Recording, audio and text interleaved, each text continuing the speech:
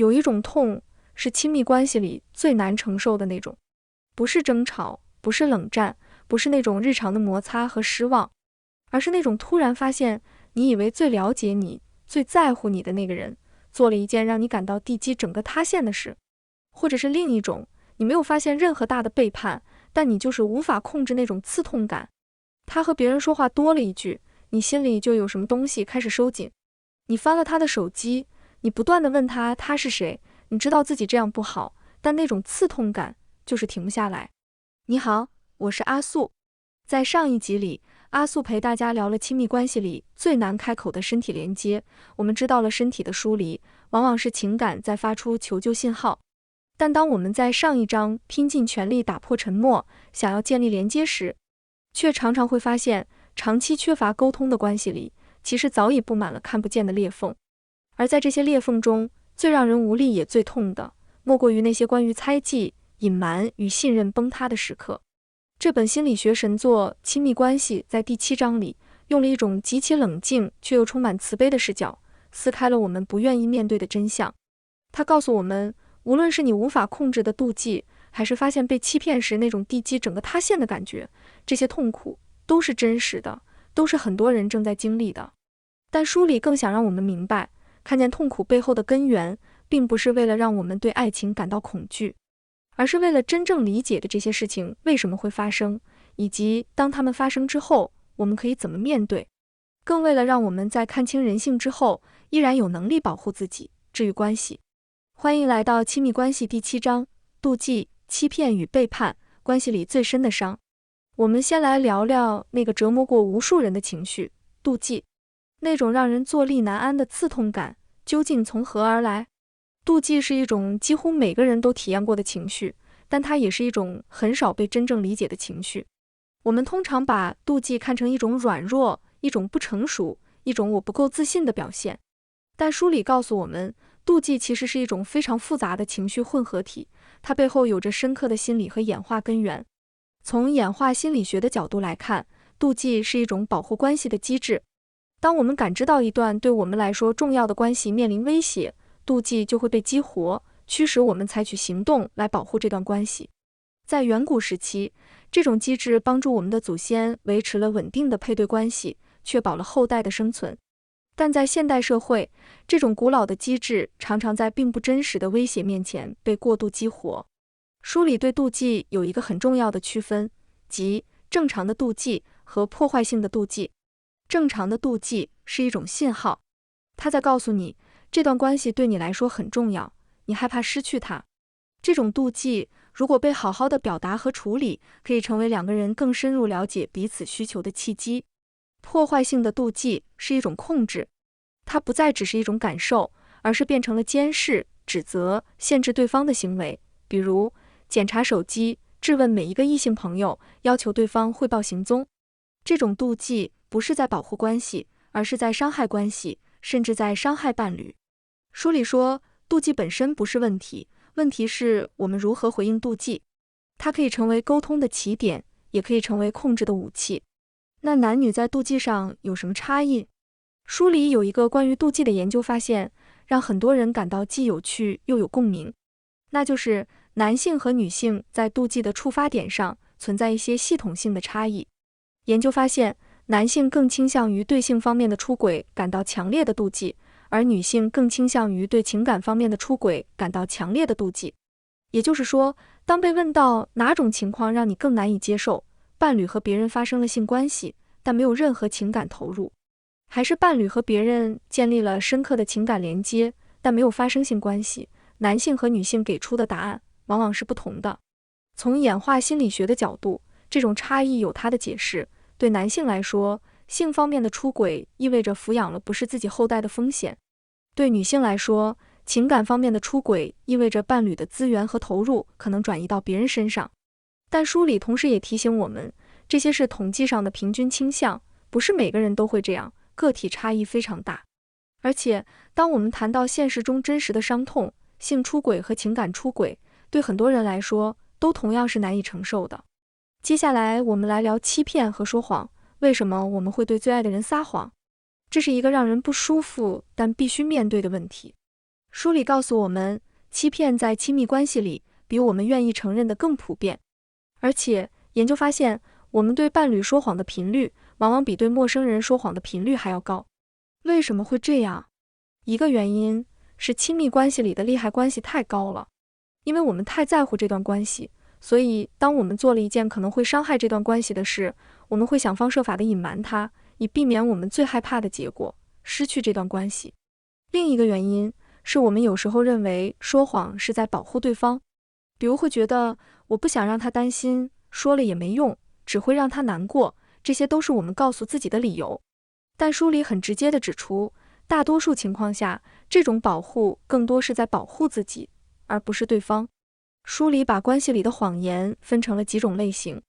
有些謊言是善意的、無害的，比如你做的飯很好吃，但它其實只是還過得去。這種謊言在維持日常關係的和諧上有它的社會功能，但有些謊言是對關係的根本破壞，比如隱瞞重要的信息，編造虛假的故事，讓伴侶在一個不真實的基礎上做出重要的決定。這種欺騙不只是一個行為，它是對信任的蓄意破壞。書裡說，謊言的傷害不只是謊言本身，而是它對信任的破壞。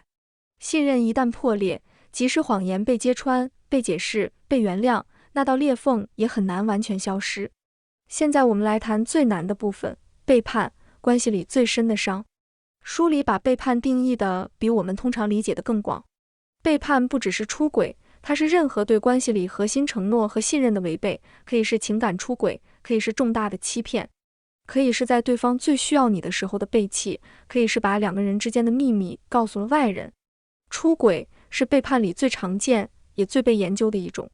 書裡的數據顯示，出軌的發生率在不同的研究裡有很大的差異，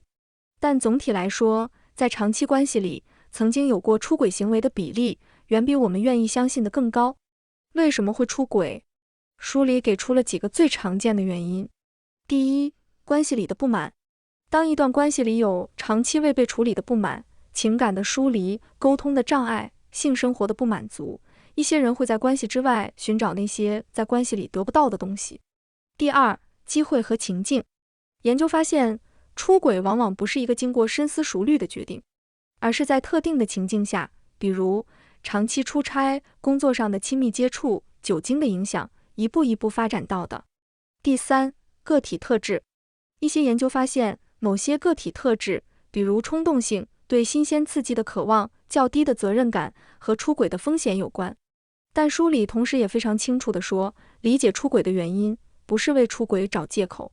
無論原因是什麼，出軌都是一個選擇，一個對伴侶和關係造成深刻傷害的選擇。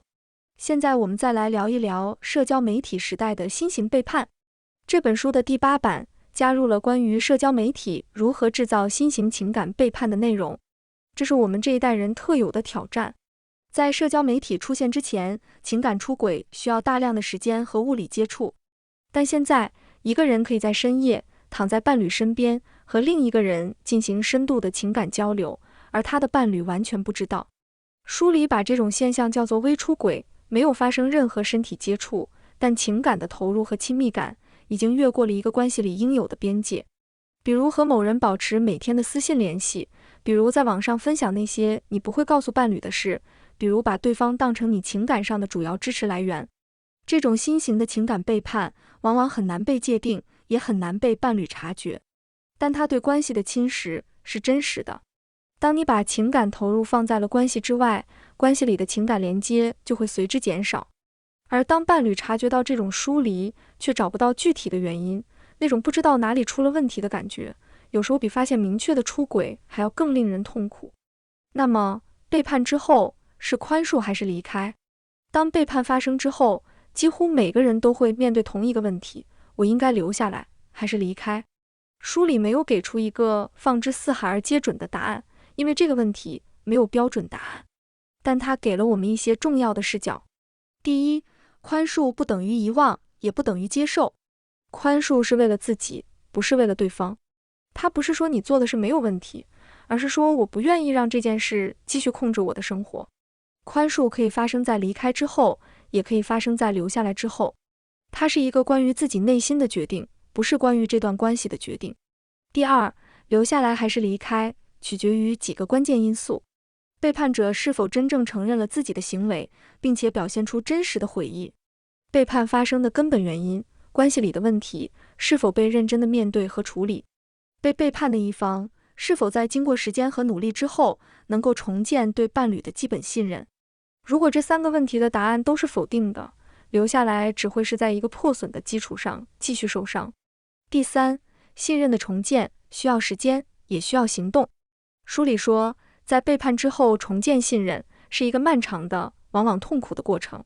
它需要背叛者持續地用行動證明自己的改變，也需要被背叛者願意給這個過程一個真實的機會，而不是在表面原諒，內心繼續用背叛來攻擊對方。這2件事都很難，但它們都是可能的。書裡說，有些關係在背叛之後變得比以前更深刻，因為那次危機迫使2個人真正的面對了那些一直被回避的問題，但這需要雙方都願意做那些最難的工作。我們來看一個故事。小華和阿遠結婚5年了。有一天，小華無意間看到了阿遠手機裡的一段對話，不是出軌，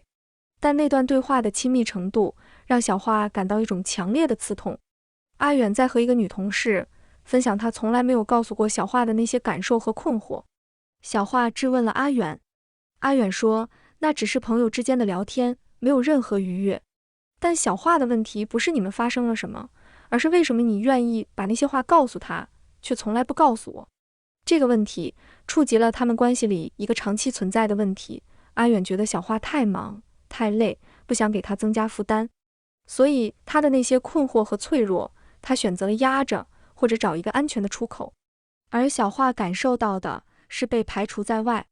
是你的內心世界，你不願意讓我進去。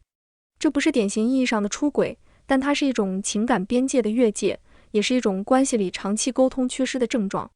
他們後來去做了幾次伴侶諮詢，諮詢師幫助他們看清楚，那段對話不是問題的根源，而是他們關係裡那道長期存在的裂縫終於以某種方式顯現了出來。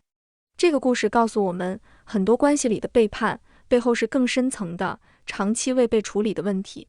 當我們能夠看見那個更深的問題，我們才能真正的去面对它，而不只是處理表面的症狀。回到我們開頭說的那2種痛苦，那種無法控制的妒忌，那種發现被背叛之後地基塌陷的感覺，這些都是真實的，都是深刻的，都值得被認真對待。但了解了這一章的內容之後，我希望你能多問自己一個問題，在這些痛苦的背後是什麼？是真實的威脅，還是舊的恐懼在重新上演？是關係裡一個具體的問題，還是一個更深層的、長期未被處理的裂縫？看見那個更深的問題，是走向真正解決的第一步。書裡說，妒忌、欺騙和背叛是關係裡最深的傷，但他們也可以成為2個人真正看見彼此，真正面對關係裡那些被回避的問題的契機，如果雙方都願意的話。這一章我們聊了關係裡最讓人心痛的幾個話題：妒忌的本質和它的2面，欺騙和謊言對信任的破壞，背叛的種類和原因，以及背叛之後寬恕與重建的可能。這些話題很重，但它們是親密關係裡真實存在的部分，回避它們不會讓它們消失。但親密關係裡不只有這些深重的傷痛，還有另一種日常的、持續的考驗，即衝突。